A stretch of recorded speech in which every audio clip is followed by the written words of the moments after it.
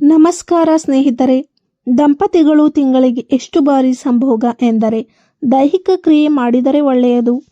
ದಂಪತಿಗಳ ಜೀವನದಲ್ಲಿ ದೈಹಿಕ ಮತ್ತು ಭಾವನಾತ್ಮಕ ಸಂಬಂಧ ಎರಡು ಬಹಳ ಮುಖ್ಯ.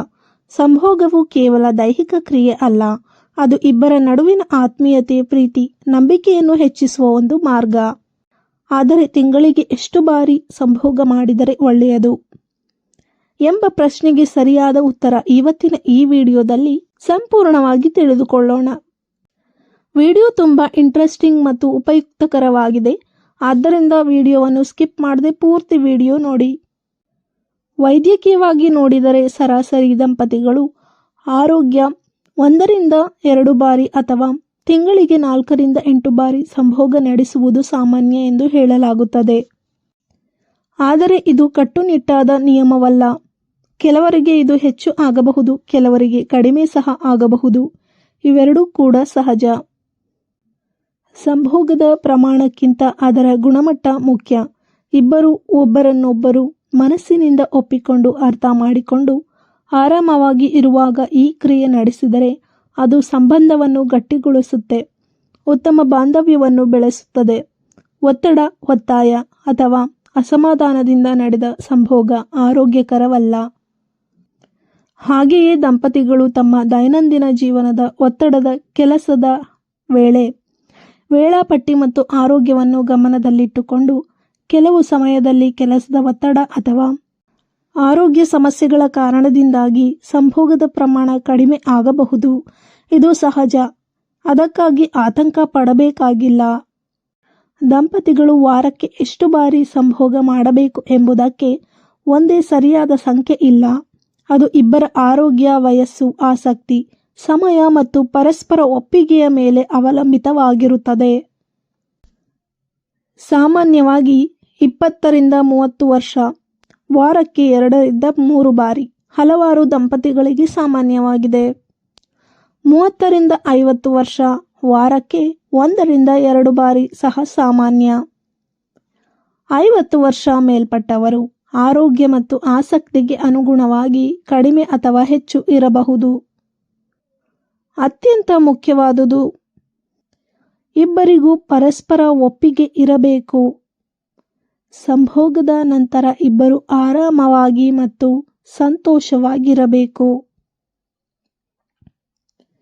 ಹೆಚ್ಚು ಅಥವಾ ಕಡಿಮೆ ಬಾರಿ ಮಾಡುವುದಕ್ಕಿಂತ ಸಂಬಂಧದ ಗುಣಮಟ್ಟ ಮುಖ್ಯ.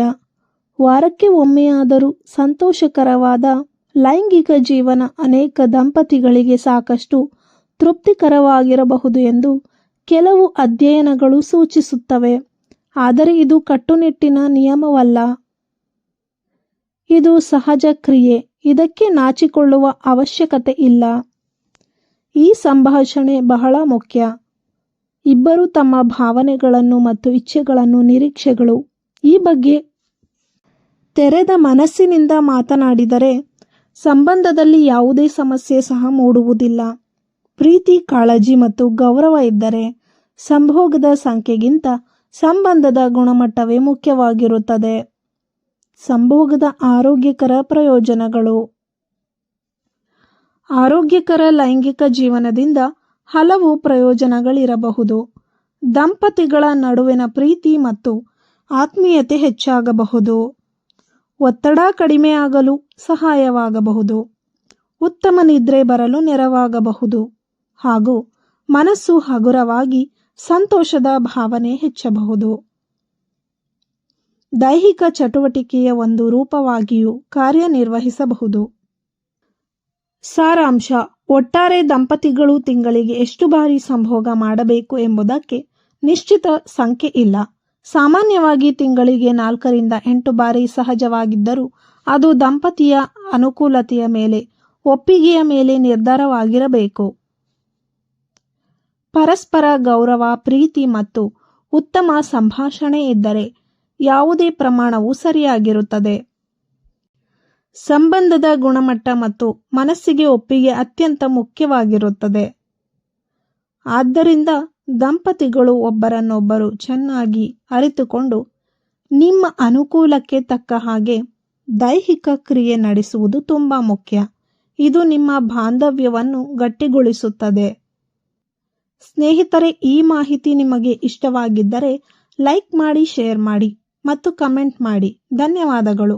ಮತ್ತೆ ಭೇಟಿಯಾಗೋಣ.